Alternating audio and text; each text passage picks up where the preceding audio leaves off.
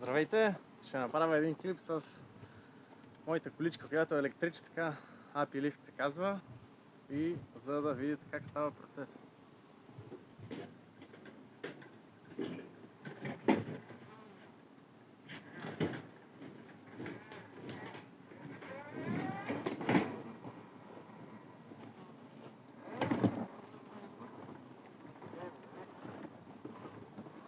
Ето това представлява моята количка.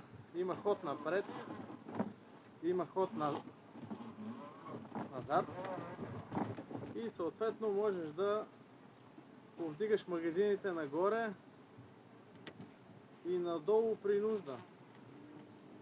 Има и приставка, която лови кошери и като цяло съм много доволен. Количката се произвежда от колега пчелар в България. Мога да кажа кой е, но за сега ще запазя неговата анонимност. И така, доволен съм. Житкам напред-назад.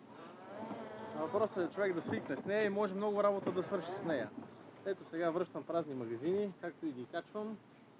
И така, качвам по 3-4 магазина и допълвам колонката с 2 и връщам по 6 и улеснява доста работата.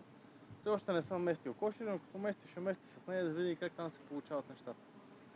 И така, колеги, аз извадих меда, сега ротирам кошери, ще третирам за върватоза и така. Ще продължа с клиповете и така. Успешен сезон!